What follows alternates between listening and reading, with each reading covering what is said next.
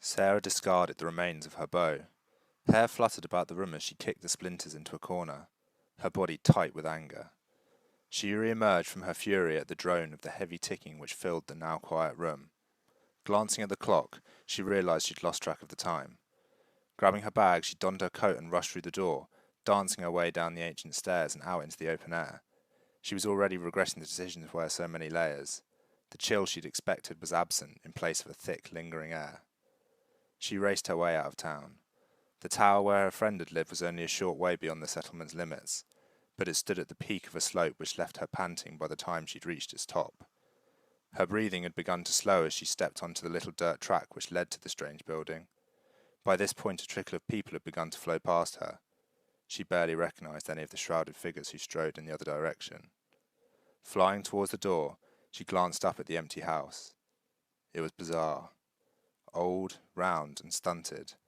A cloud of dark shape circled above its bulbous roof. It had been left derelict before her missing friend had decided to occupy it. The perfect place to rid oneself of company without giving up entirely. She pushed her way inside and shouldered through the small crowd of people. A pile of boxes and letters stood upon the rounded table which dominated the room's centre. Weaving amongst greedy bodies, she quickly found the package meant for her. A small hefty oblong wrapped carefully in brown paper, her name scrawled across it in beautiful snaking ink. Tucking it under her arm, she left swiftly, not wanting to linger. The house felt sombre without its owner. The two of them were heartbroken. It didn't take her long to return home. Slamming the door behind her, she returned her bag to its place. Slowly, Sarah settled herself at the room's only table and began to tear at the package's wrapping. She went gingerly at first, before quickly turning vicious as the brown paper was ripped from the skeleton beneath. Once the last of it had been shredded away, Sarah stared for a moment at what lay beneath. It was a box, wooden, she thought, and decorated perfectly to balance its pretty elegance with an artist's touch of subtlety. Cautiously, she pulled at the lid, which came open silently. Inside lay a lighthouse, albeit a small one. She frowned as she picked it up and placed it upright upon the tabletop. It was heavy, metal, and golden in colour. Whilst running her fingers over the delicate engravings upon its shell, Sarah realised she was able to twist the little roof that sat above the fragile glass lamp.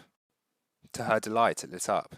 She watched with gleaming eyes as a tiny beam flew about the room, sending a pale orb shimmering from wall to wall in a swift and delicate arc.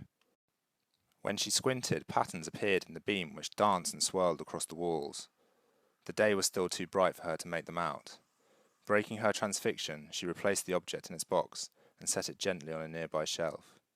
She smiled broadly to herself despite a rising sense of sadness. It really was a beautiful thing, and it had been a wonderful distraction.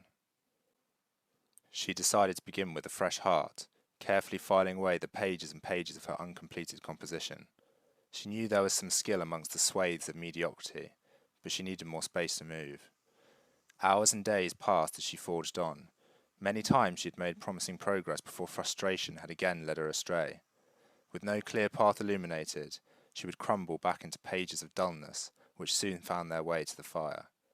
It was nothing but hollow, whispers and tremblings of perfection, but for her lack of skill to complete it. The broken fragments of 3 more bows had joined the first. She yearned for anything new, something unknown which could ignite the flames of inspiration.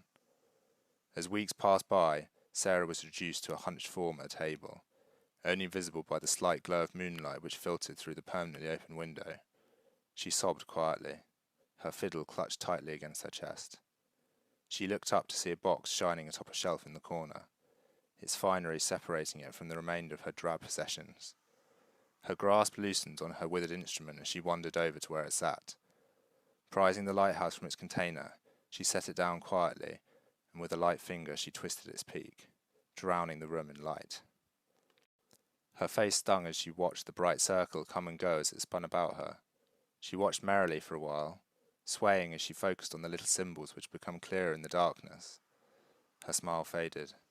Her sunken eyes focused on the spinning image. She straightened and darted towards the thing, squinting painfully as she was dazed by the blinding flashes shining across her face as she grasped it. Her nails groaned as she twisted the little roof until it popped to the floor with a heavy thud. Peering inside, she grabbed a nearby pen and jabbed furiously at the mechanism until the minuscule bronze cogs finally stopped turning. Wielding the remnants like a torch, she spun its light towards the barren wall by the door. The beam's face stood wobbling like a projector, the symbols now stark and clear. Sarah finally set the remains of the lighthouse on the table, the image stilling as she let it go. She started as she realized the fiddle had made its way back into her hands. She felt the old wood fondly before raising an unbroken bow to the delicate strings. She knew something would be different before the first note had even sounded. The tune was simple. She barely had to open her eyes to read the melody. It flowed from her like poetry, singing perfectly without trouble as she moved deftly on towards the conclusion. She found her eyes shimmering when silence finally rang out through the room, the blissful, perfect nothingness marking the hard-fought end to her frustration.